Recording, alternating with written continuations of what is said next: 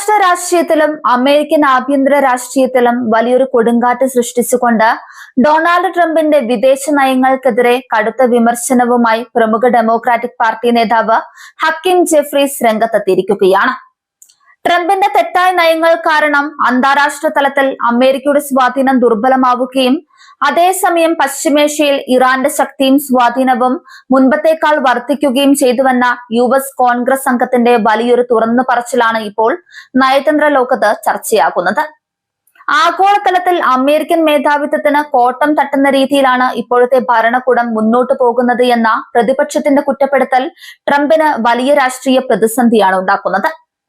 Democratic നേതാവ് Hakeem Jefferies നടത്തിയ ഈ രൂക്ഷ വിമർശനം കേവലം ഒരു രാഷ്ട്രീയ പ്രസ്താവന എന്നതിനപ്പുറം പശ്ചിമേഷ്യയിലെ നിലവിലെ യാഥാർത്ഥ്യങ്ങളിലേക്ക് വിരൽ ചൂണ്ടുന്ന ഒന്നാണ്.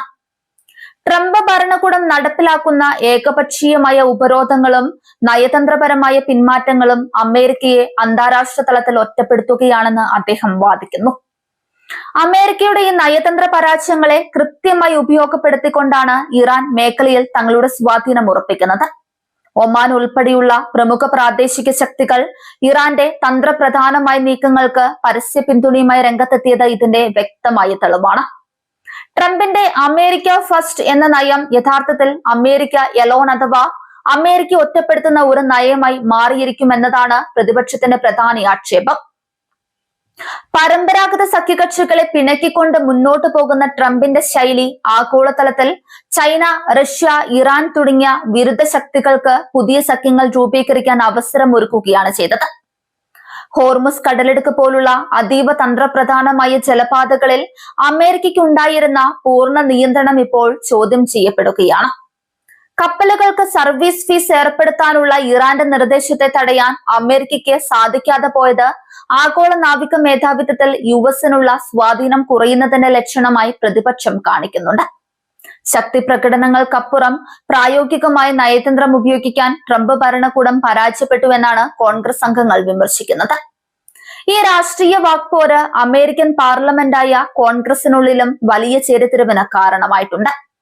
ഡെമോക്രാറ്റുകൾ ട്രംപിന്റെ വിദേശ നയങ്ങളെ പൂർണ്ണമായും തള്ളിപ്പറയുമ്പോൾ റിപ്പബ്ലിക്കൻ പാർട്ടി അംഗങ്ങൾ ട്രംപിന്റെ ശക്തമായ നിലപാടുകളെ ന്യായീകരിക്കാൻ ശ്രമിക്കുന്നുണ്ട്. എന്നാൽ സ്വന്തം രാജ്യത്തെ പ്രമുഖ നേതാക്കൾ തന്നെ അമേരിക്ക ദുർബലമായി എന്ന് പരസ്യമായി സമ്മതിക്കുന്നത് അന്താരാഷ്ട്ര തലത്തിൽ രാജ്യത്തിന്റെ അന്തസ്സിന് വലിയ കോട്ടമാണ് വരുത്തിവെക്കുന്നത്. ട്രംപിന്റെ നയങ്ങൾ പശ്ചിമേഷ്യയിലെ സമാധാന അന്തരീക്ഷം തകർക്കുക മാത്രമല്ല, മറിച്ച് അമേരിക്കൻ സമ്പദ് വ്യവസ്ഥയെ പോലും പരോക്ഷമായി ബാധിക്കുന്നുണ്ടെന്ന് ജെഫ്രീസ് വ്യക്തമാക്കുന്നുണ്ട്. ഇറാനുമായുള്ള തർക്കങ്ങൾ കടുത്ത നിലയിലേക്ക് നീങ്ങുമ്പോൾ അത് ആഗോള എണ്ണ വിപണിയിൽ വലിയ ചലനങ്ങൾ ഉണ്ടാക്കുന്നുണ്ട്. മേഖലയിലെ സുരക്ഷ ഉറപ്പാക്കുന്നതിൽ ഇറാൻ വലിയൊരു ശക്തിയാണെന്ന യാഥാർത്ഥ്യം അമേരിക്കൻ ഭരണകൂടം അംഗീകരിക്കാൻ മടുക്കുകയാണെന്ന് ജെഫ്രീസ് കുറ്റപ്പെടുത്തി. ഉപരോധങ്ങൾ ഏർപ്പെടുത്തിയാൽ ഒരു രാജ്യം തകരുമെന്ന ചിന്താഗതി തെറ്റാണെന്ന് ഇറാൻ തെളിയിച്ചു കഴിഞ്ഞു. അമേരിക്കൻ കോൺഗ്രസിലെ ഈ തുറന്നു പറച്ചിൽ ട്രംപ് ഭരണകൂടത്തിന് മേൽ പുതിയ തന്ത്രങ്ങൾ രൂപീകരിക്കാനുള്ള സമ്മർദ്ദം ചെലുത്തുന്നുണ്ട്. വിദേശ നയങ്ങളിൽ മാറ്റം വരുത്തണമെന്നും സഖ്യകക്ഷികളുമായി ചേർന്ന് സംയുക്തമായി തീരുമാനങ്ങൾ കൈക്കൊള്ളണമെന്നും ഡെമോക്രാറ്റുകൾ ആവശ്യപ്പെടുന്നു.